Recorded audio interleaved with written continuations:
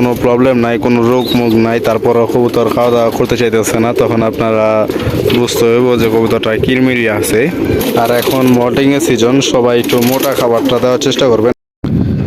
Hello, আসসালামু আলাইকুম। তো আজকে আমি কিরমির কোর্স করাইতেছি কবুতরকে। তো এটার নাম হচ্ছে সোলাস। তো আপনারা যারা কবুতরের কোর্স, কিরমি কোর্স এখনও করার নাই, দেখেন আমি 2 লিটার পানি নিছি, এখানে পার লিটারে 10 ml করে নিছি। তা আপনারা যারা কিরমি কোর্স করাবেন, এই সোলাসটা আপনারা লিটারে 10 ml দিবেন এবং টানা 3 দিন খাওয়াবেন। এটা খাওয়ানোর নিয়ম হচ্ছে 3 দিন। এটা মানুষের ওষুধ, ফার্মেসিতে পাইবেন। 18 টাকা লেখা আছে দাম, আপনারা 20 টাকা করে নিব।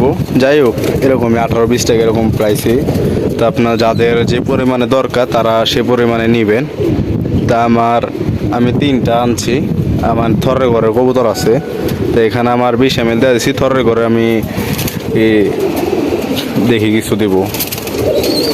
তা আজকে আমরা নিয়ে আসছি হচ্ছে আপনার কিরমি কোর্স করানোর জন্য।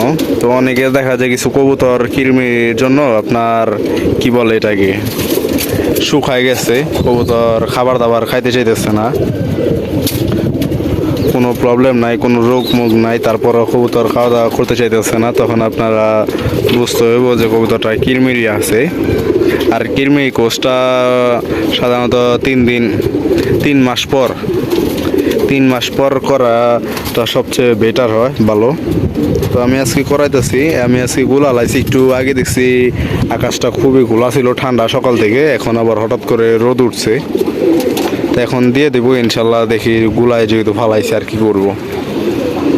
তবে দেওয়ার নিয়ম হচ্ছে আপনার ঠান্ডার সময় বিকাল টাইমে দিলে ভালো হয়। সবচেয়ে বেটার হচ্ছে বিকাল টাইমে দিবেন কবুতরকে। তো দেখেন এখানে কিছু বাচ্চা আছে, 2-4টা বাচ্চা আছে।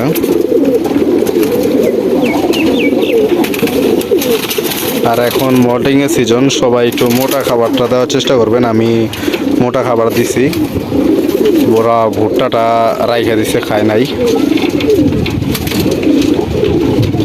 তো যাদের কবুতর ভুট্টা খাইতে চায় না, বড় ভুট্টাগুলো খাইতে চায় না, খাওয়াইতে চান আপনি, কিন্তু ওরা খাইতে চায় না, তখন আপনারা কি করবেন, প্রথমেই বড় ভুট্টাগুলা দিবেন। তখন দেখবেন 1 দিন 2 দিন 3 দিনের দিন দেখবেন সবার আগে ভুট্টাগুলাই খাইতেছে।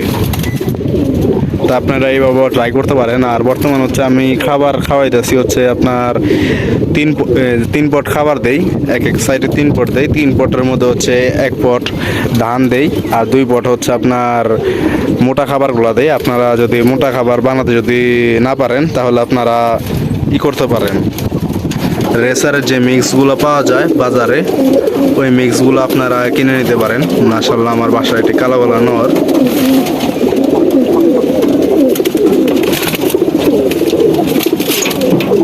আর্মি দিয়ে করা একটা নর বাচ্চা। তো সবাই দোয়া করবেন আমার জন্য, আমি যেন ইনশাল্লাহ ভালো কিছু করতে পারি। তো আজকের ভিডিও এই পর্যন্তই। যারা কিরমি কোর্স করার নাই তাদের জন্য ভিডিওটা আশা করি কাজে আসবে। তো এখানে আমি নিছি। আর কিরমি কোর্স করানোর আগে অবশ্যই আপনারা লিভার টনিক খাওয়াবেন। আর আপনারা, আমি হচ্ছে লিভার টনিকটা খাওয়াই না, আমি খাওয়াই হচ্ছে আপনার ইকটান। মানুষের ওষুধগুলো আমি বেশি খাওয়াই কবুতরকে। তো আপনারা ইকটানগুলো খাওয়াইতে পারেন, ইকটানগুলো খুব ভালো কাজ করে। ওইটা লিভার টনিকের মতোই কাজ, লিভারের কাজ করে, লিভার আরও অনেক কাজ করে। আর হচ্ছে আমি কার্বিনেটা ইউজ করি। তার এখানে আমি বৃষ্টির জন্য এটা গামলার একটা রাখছি, বালতি দিয়ে রাখছি, বৃষ্টির পানি দরকার গোসল করানোর লেগে কবুতরে।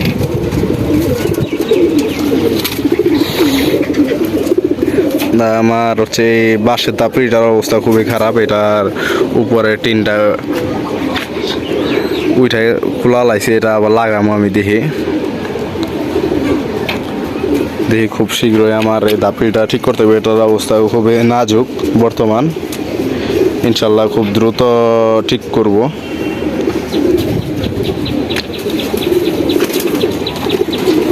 তো তো আজকের ভিডিও এই পর্যন্তই।